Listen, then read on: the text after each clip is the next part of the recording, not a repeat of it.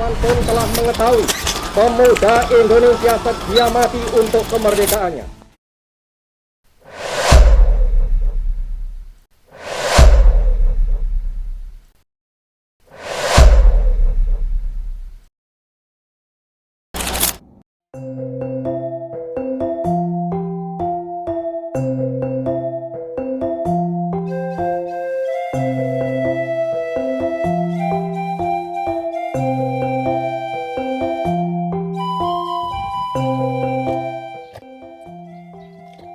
Hai, saya Alfian Widugroho dengan NIM 22406241026.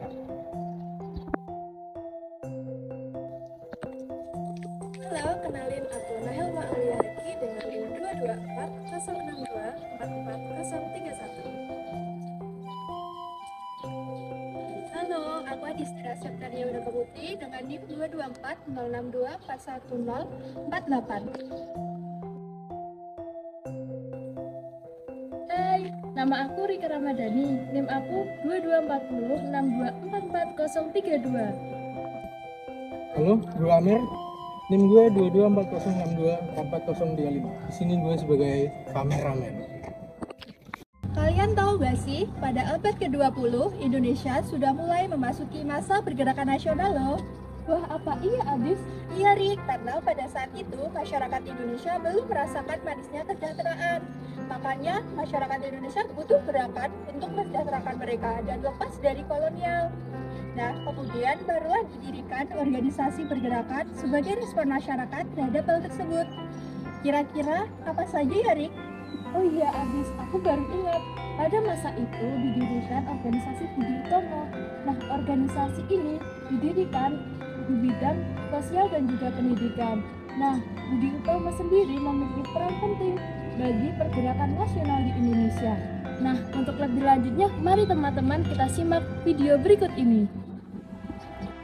Indonesia terdiri dari banyak budaya, bahasa, adat istiadat, agama. Jadi atas dasar apa kita bisa menyatukan mereka dalam satu nation? Seorang pemimpin itu harus bisa menggenggam hati rakyatnya.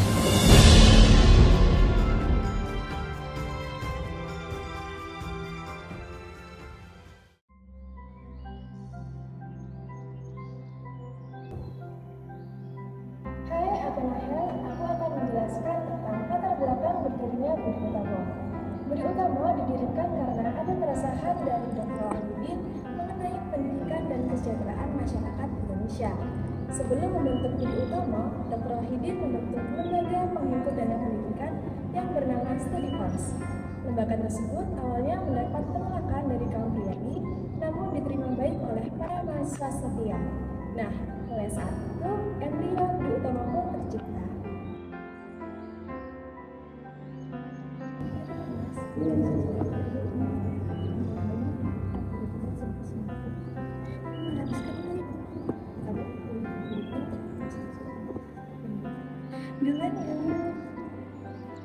Hai teman-teman, kembali lagi sama aku Rika Ramadhani. Nah, di sini tadi kan aku udah membahas mengenai sejarah dari Budi Utomo.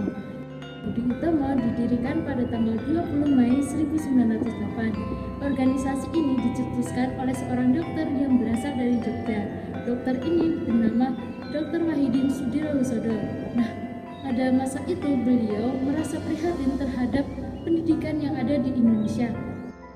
Adanya perbedaan dari bangsawan dan juga pribumi. Pada saat itu bangsawan mendapatkan hak untuk mendapatkan pendidikan, sedangkan pribumi tidak mendapat hak untuk mendapatkan pendidikan.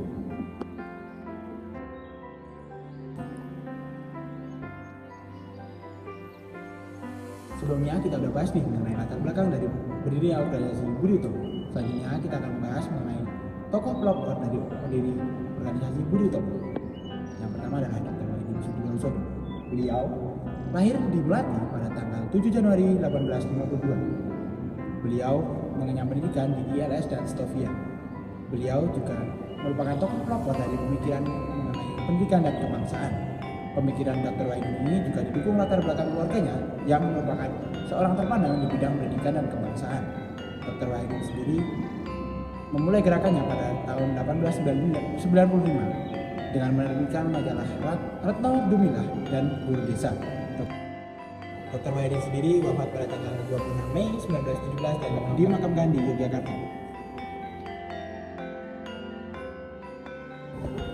Tokoh selanjutnya yaitu Dr. Sutomo. Dr. Sutomo sendiri lahir pada tanggal 30 Juli 1888 di Nganjuk, Jawa Timur.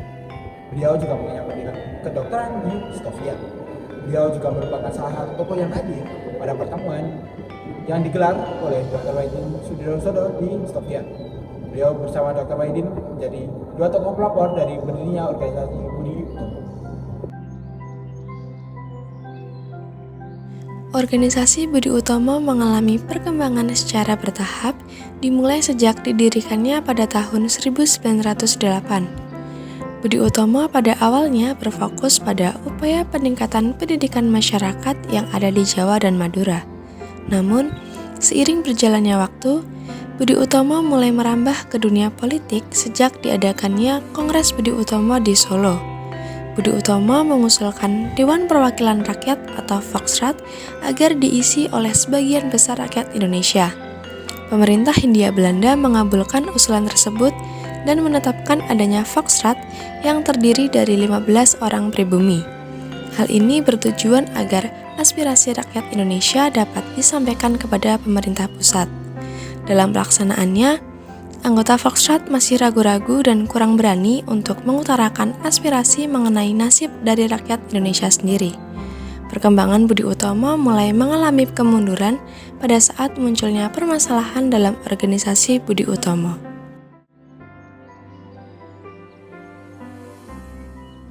Seiring berjalannya waktu, organisasi Budi Utomo pasti mengalami masa pergantian kepemimpinan.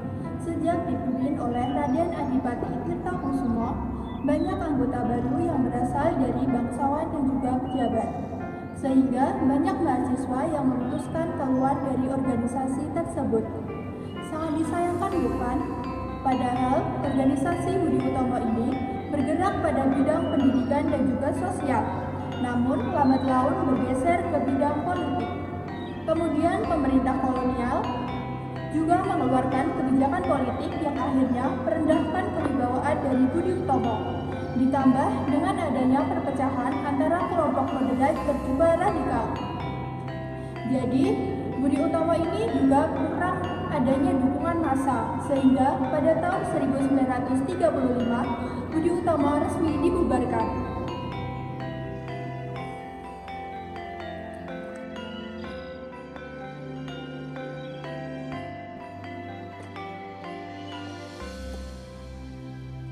Nah, tadi udah dibahas mengenai sejarah berdiri, perkembangan dan keruntuhan dari organisasi Budi Utomo. Selanjutnya, saya akan membahas mengenai peran dan hasil pemikiran dari organisasi Budi Utomo. Hal ini dikarenakan Budi Utomo merupakan salah satu organisasi yang bergerak di bidang pendidikan yang ada di Indonesia. Budi Utomo berperan penting dalam pergerakan nasional di Indonesia.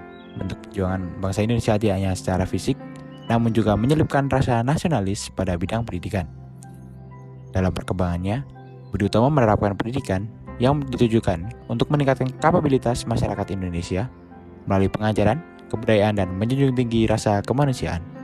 Namun sayang, gerakan Budi Utomo ini tidak mendapat support dari kaum pribumi, karena kaum pribumi merasa pendidikan hanya untuk bangsawan dan priai saja. Dampaknya, elektabilitas dari organisasi Budi Utomo terus menurun di mata kaum pribumi, dan pada akhirnya membuat Budi Utomo itu sendiri runtuh. Meskipun Budi Utomo runtuh, banyak sekali hasil pemikiran Budi Utomo yang pada saat ini masih digunakan seperti penanaman rasa nasionalis melalui mata pelajaran PKN, mata pelajaran karawitan yang memiliki unsur kebudayaan dan penanaman nilai kemanusiaan dalam kurikulumnya.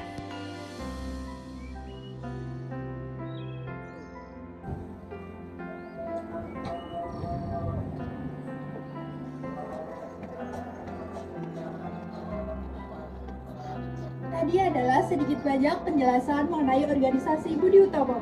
Teman-teman jadi pada tahu kan gimana besarnya peran Budi Utomo bagi bangsa Indonesia? Benar banget Adis. Apalagi Budi Utomo menjadi organisasi pertama di tengah ketidaksejahteraan rakyat pada saat itu. Gagasan didirikannya Budi Utomo dan Studi Fons menjadi tonggak awal gerakan pendidikan dan kebangsaan untuk kaum muda. Benar nggak, Rik? Nah, benar banget teman-teman. Dengan adanya gagasan dari Dr. Wahidin Sudirohusodo dan diwujudkan dengan organisasi Budi Utomo, tanggal 20 Mei ditetapkan sebagai Hari Kebangkitan Nasional hingga saat ini. Oke guys, terima kasih sudah menonton dan see you next time. See you!